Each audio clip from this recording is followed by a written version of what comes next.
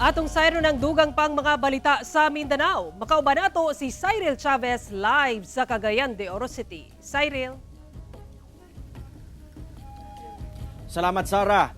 15 ka mga individual ang sikop sa kapulisan sa Upol Misamis Oriental human na aktuhan nga nagmina sa bukirong bahin sa Barangay Limunda. Mga ekipo pang mina og sinako nga minerales na kumpiska sa mga otoridad.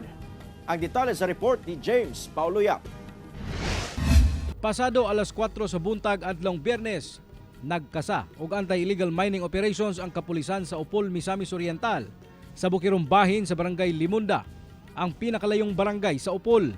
Kini pinasikad sa reklamo sa mga opisyal sa barangay tungod pipila ka higayon na kuno nga adunay mga dagkong truck ang gabalik-balik sa ilang barangay. Pag-abot sa kapulisan sa area, naaktuhan nila ang grupo sa mga kalalakihan nga nagpahigayon pa og sacking operation. Caught in the act ang 15 ka group or 15 ka mga individual nga nag-engage sa mining sa maong area nga walay mga permit. Gikumpiska sa kapulisan ang duha ka mga dump truck nga maoy gigamit sa mga sospek aron kargahan sa ilang gimina.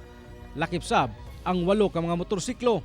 Ato sa mga operasyon na recover sa mga kapulisan ang ubay-ubay nga mga gamit pang mina, lakip na kining mga ball mill ug sako-sako nga gituo nga adunay sulod nga mga minerales, sumala sa mga nadakpan nga iproseso nila kini aron ilang makuha ang giingon nga gold. Wala nami atubang pa sa GMA Regional TV 1 Mindanao ang mga dinakpan. Apan rason nila, igo lang kuno sila gisugo aron maghakot sa maong mga sinako nga minerales. Sa karon ginahikay na sa kapulisan ang kasong paglapas sa RA 7942 o ang mineral theft ubos sa Philippine Mining Law. Sa karon, giturn over una sa Upol Municipal Environment and Natural Resources Office ang mga ebidensya nga nagkantidad og 6.7 million pesos. We will be coordinating ilabi na sa MGB sa DNR nato kung part ka na sa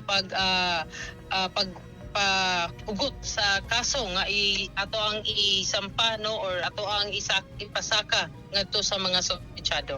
Di magid sila ganahan og kanang insakto nga permit, ganahan sila illegal. So well, kung illegal dakpon gyud na, and we will not stop until such time nga malimpyo o mabantayan gyud nato kaayo ang ato ang kinaiyahan. Kauban si Makoy Sempron, James Paulo Yap, 1 Mindanao.